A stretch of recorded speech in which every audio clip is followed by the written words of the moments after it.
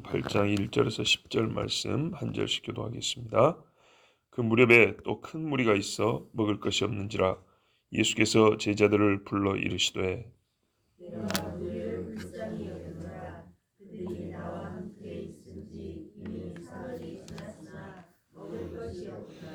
만일 내가 그들을 굶겨 집으로 보내면 길에서 기진하리라. 그 중에는 멀리서 온 사람들도 있느니라. 제자들이 대답하되 이 광야 어디서 떡을 얻어 이 사람들로 배부르게 할 수 있으리까? 예수께서 물으시되 너희에게 떡 몇 개나 있느냐? 이르되 7이로소이다 하거늘. 예수께서 우리를 명하여 땅에 앉게 하시고 떡 7개를 가지사 축사하시고 떼어 제자들에게 주어 나누어 주게 하시니 제자들이 우리에게 나누어 주더라. 또 작은 생선 2마리가 있는지라.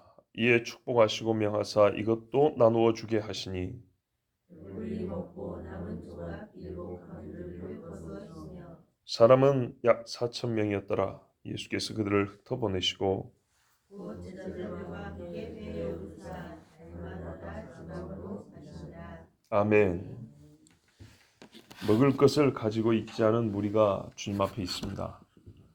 먹을 것을 가지고 오지도 않았으면서도 주님 곁을 떠나지 않을 사람들이 여기에 있습니다. 먹을 것을 준비해서 와야 올 수 있는 길이었지만 상관없이 죽게 나온 사람들이 이곳에 있고 준비한 먹을 것을 다 먹어버렸고 이제는 언제까지 여기 주님이 머무실까? 그 머물 때까지 내가 언제까지 굶어야 하는지도 모르는데 그걸 참고 있는 사람이 바로 예수님 앞에 있습니다. 무엇을 먹을까 고민하지 않고 주님 앞으로 모여들어 시간 가는 줄 모르는 사람들이 바로 여기 있습니다. 참 놀라운 사람들입니다. 이곳은 광야라 예수님이 말씀하십니다. 제자들이 그러죠. 4절에 보면 이 광야 어디에서? 광야입니다. 일찍이 오래전부터 우리가 들은 바로 그 광야. 거기에 무슨 먹을 것이 있습니까? 장장 3일 동안 이 자리를 떠나지 않고 앉은 사람들. 먹을 게 없어도 이 자리만큼은 양보할 생각이 없다 하는 사람들. 흩어질 생각 없이 먹을 것이 없다고 찾아다니거나 손안하지 않고 하루 종일 뙤약볕과 목마름과 배고픔을 이기고 있는 사람들. 이 사람들 왜 여기 있습니까? 무엇 때문에? 누구 때문이죠? 예수님이 여기 계시니까. 예수님이 여기 계시고 예수님으로부터 천국과 지옥, 하나님의 율법과 복음 이야기를 들을 수 있기 때문에 생전 처음 들은 복음을 들었기 때문입니다. 20년 전만 해도 일주일 중 어느 날 지하철 문이 열리기 무섭게 한 곳을 향해 뛰었던 청년들이 있었습니다. 성령이 충만한 찬양 집회가 있었고 몇 시간을 손을 들고 찬양하고 눈물로 기도하며 기다려졌던 젊은이들이 이 땅에 가득했습니다. 세상의 재미를 뒤로 하고 뛰었습니다. 휴대폰도 없는 시절이었지만은 행여 삐삐 소리라도 날까봐 삐삐 다 끄고 예배당에 들어와서 오직 앞을 향하여서만 고개를 들고 위를 향하여 손을 들고 완전히 자신을 하나님께 드린 예배가 바로 여기 서울에 있었습니다. 각 교회별로 찬양 집회가 아주 뜨거웠던 때가 80년대, 적어도 90년대까지.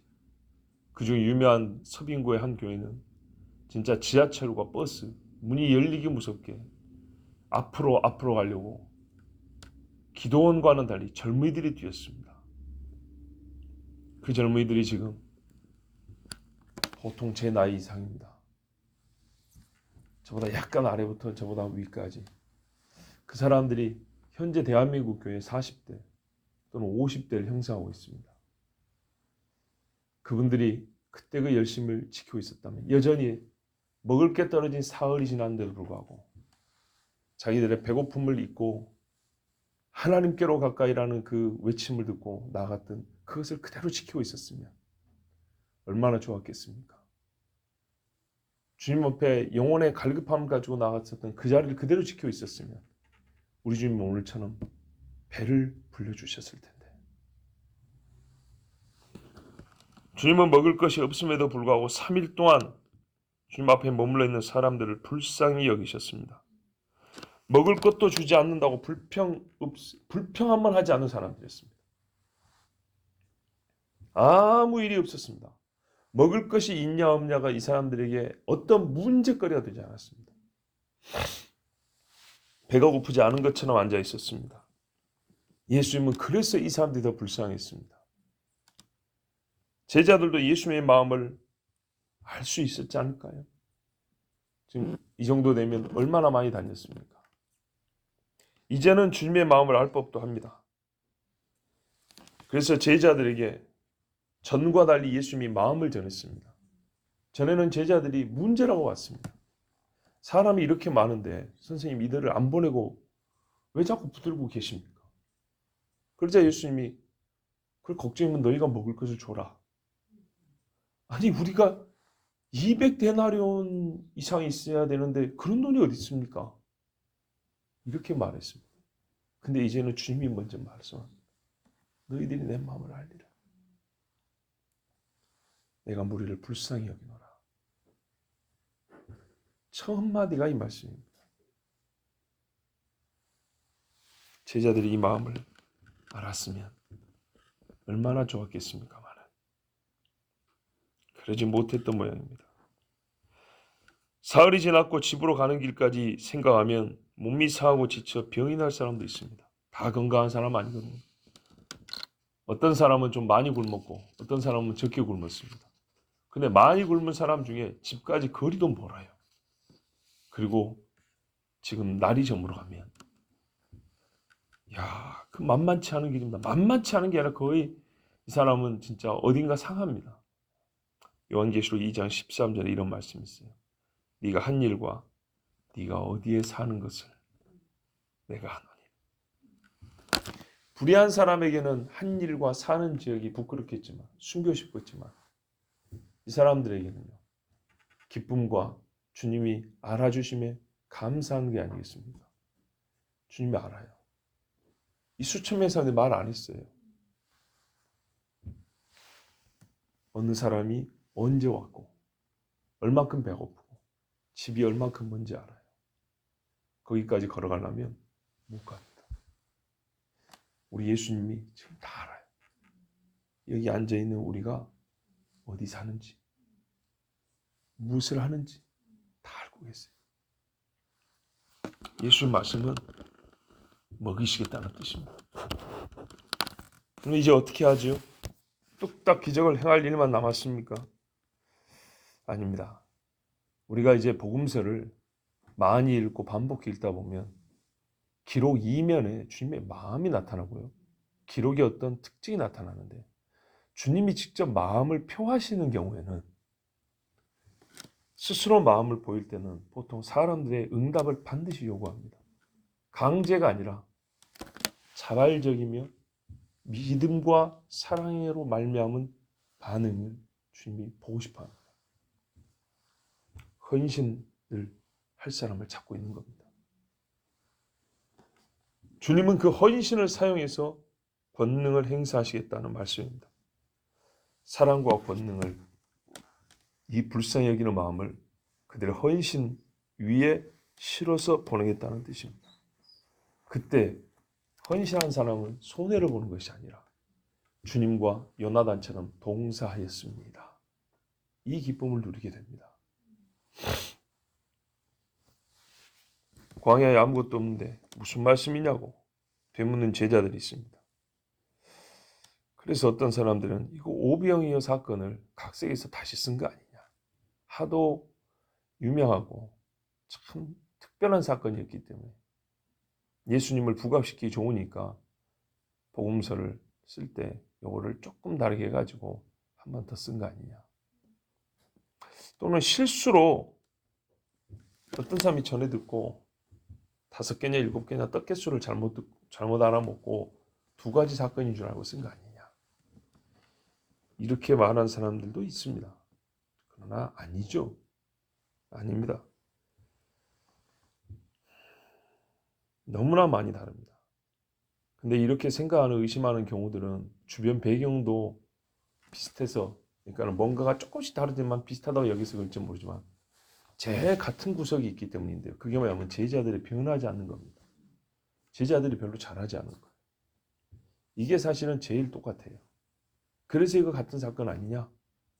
의심하려면 바로 이 부분이 의심스러운 건데, 여러분 우리는 의심스러워하지도 않지만은 그렇다 하더라도 그 질문에 대답할 말도 갖고 있어야 되는데 갖고 있습니다.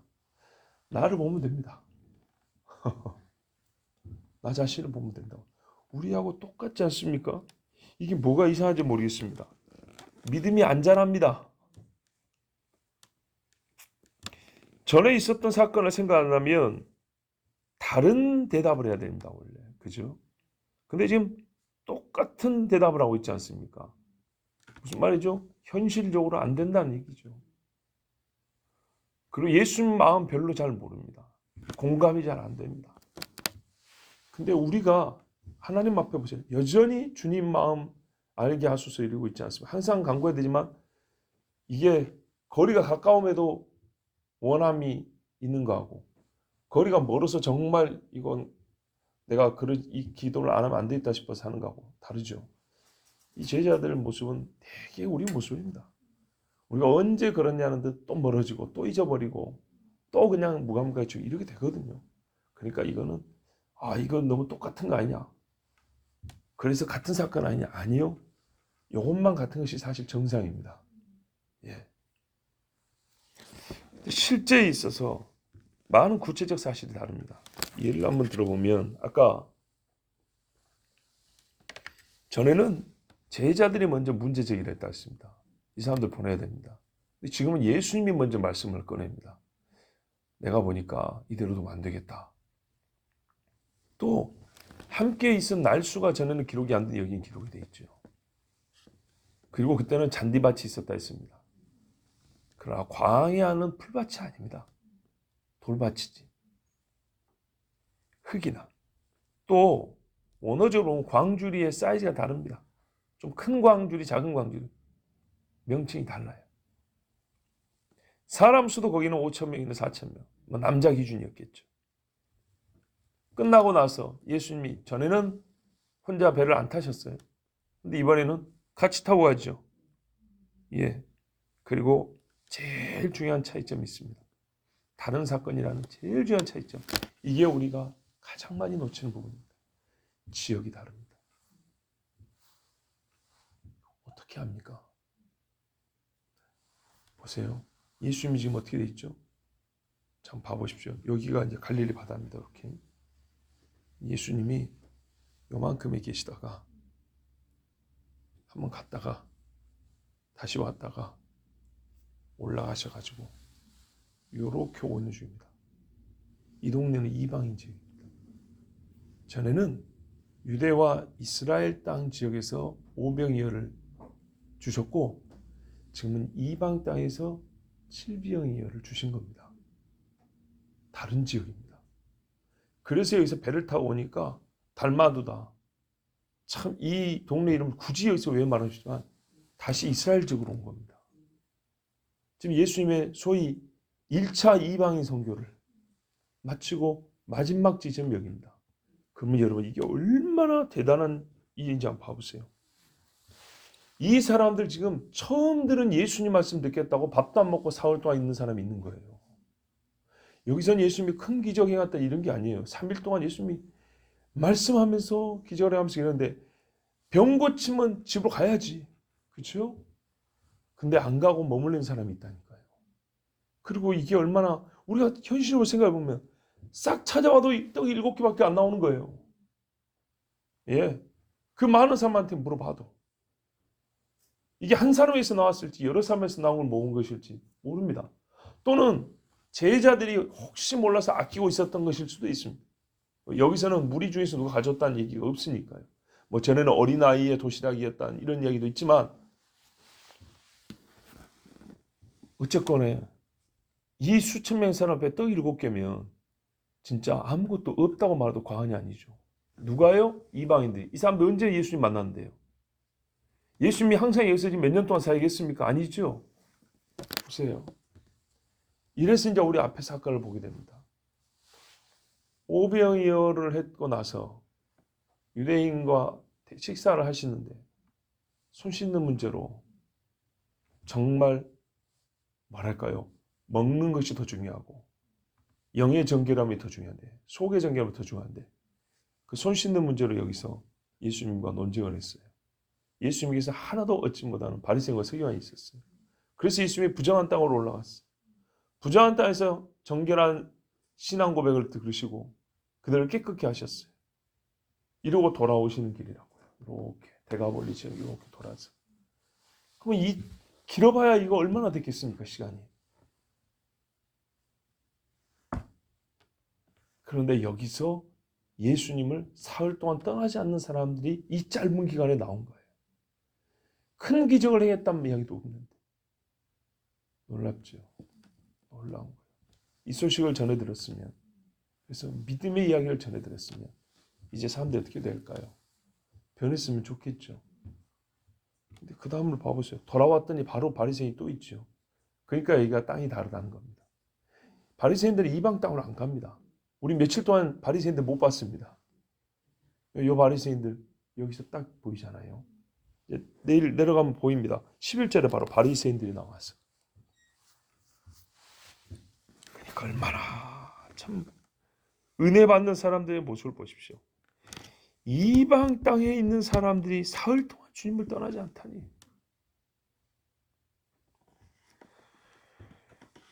예수님이 이번에도 무리 중에 있는 것을 찾았습니다.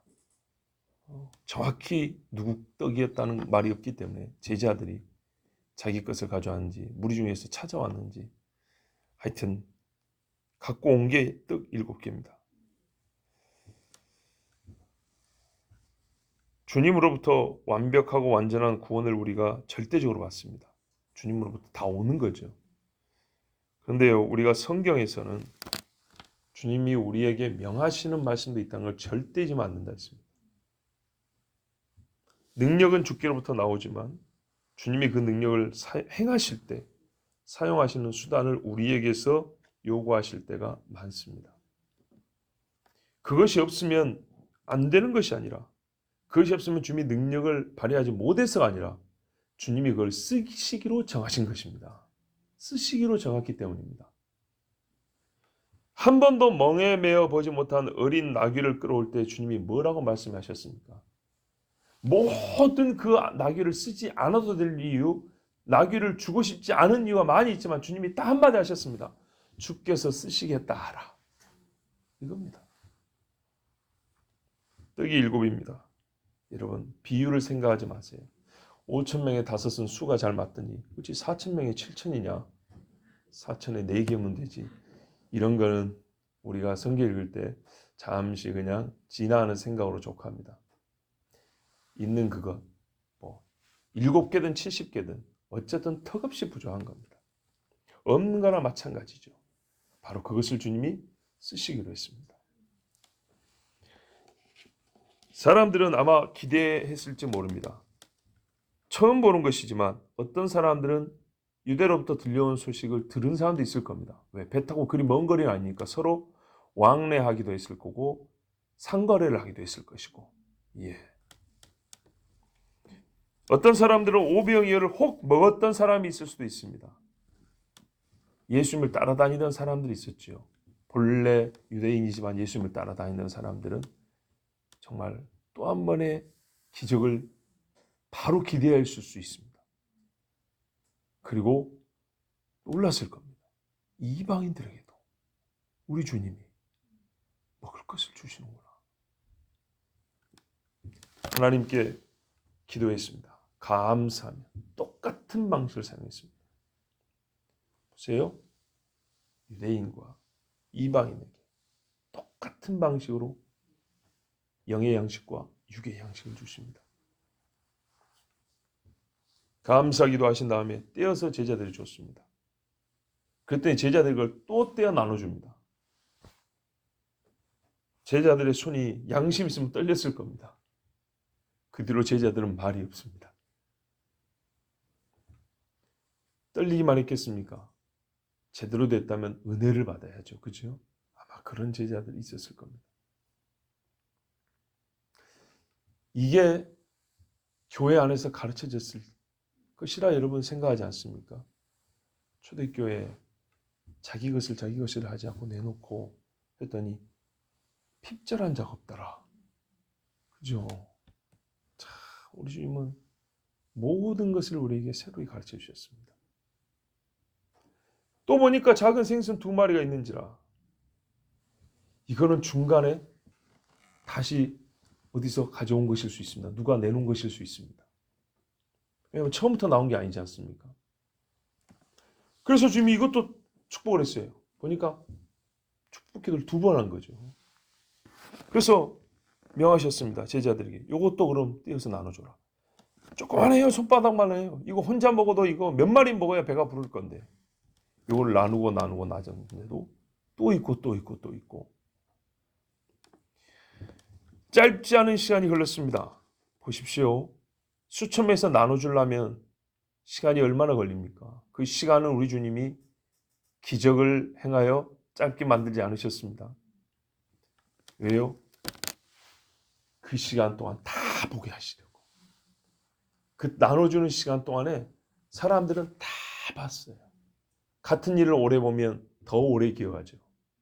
예, 저 앞에서부터 또는 저 뒤에서부터 적어도 질서 있게 나눠줬다 하면 마지막에 받은 사람은 전체 시간 동안 이 기적을 계속 보는 겁니다. 먹는 시간보다 기적을 보는 시간, 주님이 하신 이 일을 보는 시간이 훨씬 깁니다. 여러분, 왜 우리가 이 부분을 놓쳤을까 싶습니다. 먹은 기적, 내가 배가 고팠는데 내가 이제는 배가 부른 그것이니이다.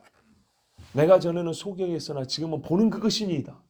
그것처럼 분명히 배가 부른 기적도 증거해야 되고 놀라운 예수님의 능력으로 우리가 반드시 간직해야 되지만 저 멀리서부터 오는 그 떡광주리와 그 생선을 떼어주는 그 모습을 볼 때마다 또 있고 또 있고 또 있고 입이 쩍쩍 벌어지는데 이거를 적어도 마지막에 받은 사람은 최소 몇십 분 후에 그것을 보았을 것인데 자기 눈앞에서 봤을 것인데 이 사람이 깨닫는 바는 떡을 먹고 배부름보다 자기가 눈으로 본 그 광경, 주님의 능력, 저분이 누구신가에 대한 기쁜 생각이 가능한 시간으로 충분하지 않습니까? 또 그 시간이 길었기 때문에 주님에 대하여 생각할 수 있는 앞으로의 시간도 길지 않았겠습니까? 누가 하나님의 지혜를 쫓아가리요. 말로만 듣던 가루가 닿지 않고 기름이 마르지 않는 기적이 일어났습니다. 유대인들의 말로는 그래서 혹 엘리야인가? 이방인들은 더 잘 모릅니다. 그렇지만 유대인의 유명한 사람 정도는 알 수 있습니다. 우리가 일본 사람들 어찌 압니까? 이름 읽기도 어려운데. 그러나 일본 사람 중 유명한 사람을 압니다. 도요토미 히데요시 정도는. 들어본 바 있죠. 그런 것처럼 지근거리이기 때문에 옛날에 이 동네에 유명한 엘리야라는 사람이 있었다는데 그 사람이 이런 유명한 기적을 했다는데 하고 떠올랐을 겁니다. 예수를 믿은 사람은 똑바로 봤을 것이고 최소 엘리야 이상으로 볼 수 있는 아주 복된 깨우침의 기회가 주어졌습니다. 배불리 먹고 남은 조각이 7광줄입니다. 성경에서 수는 거의 대부분 의미가 있습니다. 특히 하나님께서 주도하여 일을 행하시는 경우, 즉 하나님께서 그 수를 만드시는 경우, 어떤 특정한 수를 시작, 중간, 마지막에 만들어내서 우리에게 보여주시는 경우, 이 경우 보세요. 7광줄이 여러분 70광줄이 못 만들까요? 한 광줄이 만들 수도 있고 7만 광줄도 만들 수 있습니다. 이거는 7광줄이가 예수님의 능력이 한계를 말하는 게 아닙니다. 저번에 오병이 하고 좀 능력이 줄어가지고 이번에는 7광줄 남겼나? 전혀 그런 게 아니죠. 여기서 숫자는 예수님의 능력이 아니라 그 수를 통해서 깨우치고 싶은 다른 뜻이 있는 겁니다. 이스라엘 사람들이 이 이야기를 들었을 때 지금 제일 믿음 없는 쪽은 오히려 유대인들 아니겠습니까? 유대인들이 이 이야기를 들었을 때 12 들으면 첫 번에 떠오르는 게 뭐냐면 12지파입니다. 유대인에게 12는 가장 먼저 12지파가 떠오릅니다. 7 하면 완전히 떠오르죠. 그러면 이 두 가지 동일한 사건에서 남은 음식이 12광주리 7광주리 다르다 할 때 여러분 뭐가 떠오릅니까? 이스라엘과 완전함이 떠오릅니다. 이걸 연결하면 답이 나오죠. 예수께서 이스라엘에게 완전한 떡이시다. 이스라엘 전체에게 한 지파도 궐하지 않냐고 빼놓지 않고 이스라엘 전체에게 예수님은 완전한 구원이시다. 하늘로부터 내려온 만나시다. 또한 이방인도 여기 들어가 먹었죠. 이방인에게도 주께서는 똑같은 완전한 구원을 주신다. 같은 방식으로 그들이 먹고도 남은 완전한 하늘 양식이 되신다. 우리가 지금 그 양식 먹고 있지 않습니까? 이 수는 그런 의미를 갖고 있습니다.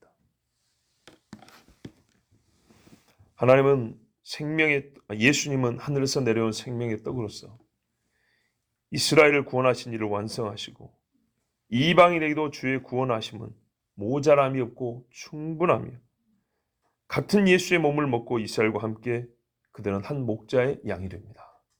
이건 역시 우리가 지금 바로 내가 증거입니다. 남자의 수일 것입니다. 4,000명은. 이 기적을 보고 사람들은 어떤 반응을 보였을까요? 배부르다 하고 손을 뒤로 짚고 그냥 앉아 있었을까요? 아닙니다.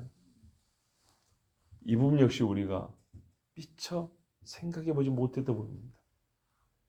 나 같으면 거기서 소리를 질렀을 겁니다. 스포츠 경기에서 보면 골 하나 넣거나 뭐 홈을 한번 밟고 뭐 이렇게 야구 하나, 요즘 야구철인가 이거 하나 치고 나면 어떻게 해줘? 막 소리를 지르고 서로 막 박수 치고 막 세레머니하고 막 그러죠. 예수님이 하신 일을 보고 이 음식을 먹고 사람들은 환호성을 지르는 사람도 있었을 겁니다. 4,000명이면 가지각색 사람이 있지 않겠습니까? 어떤 이는 저 멀리서 예수님 향해 손을 이렇게 들고 있는 사람이 있었을 것이고 눈망울이 촉촉해가지고 주님을 이렇게 더 갈망하는 눈으로 보는 사람도 있었을 것이고 애를 안고 있으면서 흐뭇하게 웃고 있는 아주머니도 있었을 것이고 이야, 이런 모습을 보면 이 땅에서 우리가 이 수많은 사람이 이렇게 보기에 겨워하는 모습을 보는 것은 얼마나 큰 즐거움입니까? 이런 것을 보고 뭐라고요? 하늘나라, 그 어디나 하늘나라. 앞에 가서 뭡니까?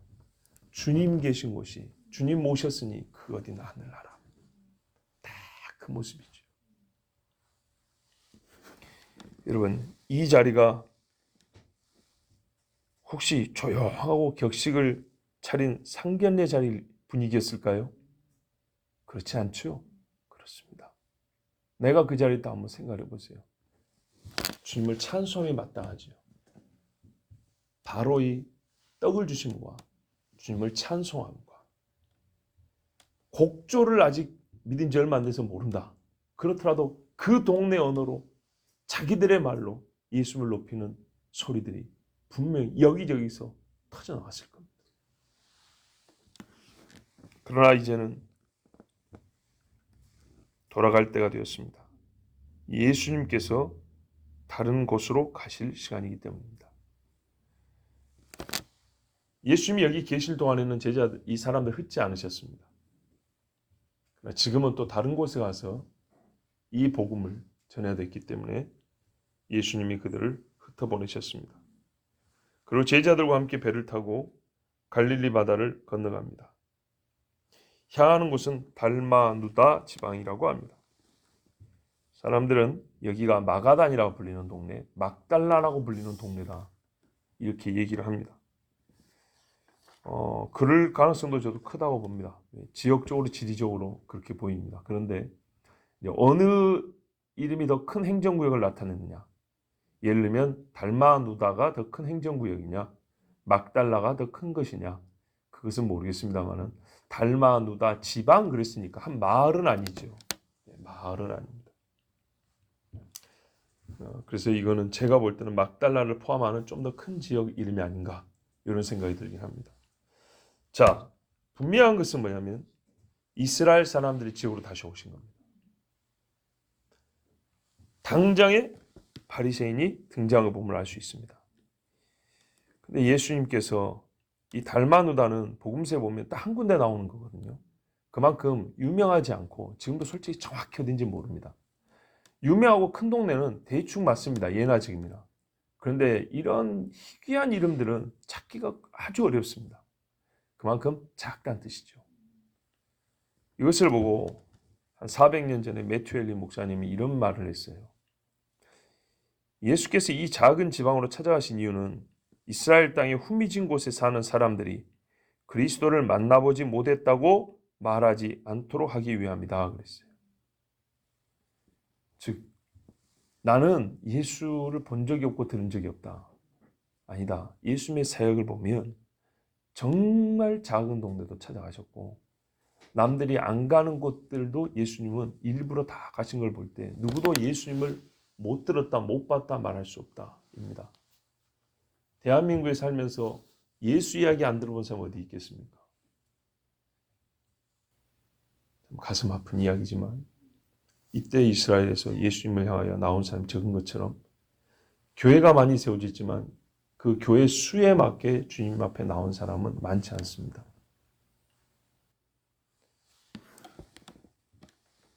그렇지만 이 중요한 지적 전에 우리가 먼저 또 생각해야 될 것은 주님이 가장 작은 자라도 찾아가신 것처럼 가장 작은 마을, 이름 없는 작은 이스라엘 마을도 찾아가셨다는 것을 우리가 알 수가 있습니다. 무리의 배고픔을 아신 주님이 영혼의 갈급함을 모르시겠습니까? 오늘 우리가 그 예수님 앞에 나와 있습니다.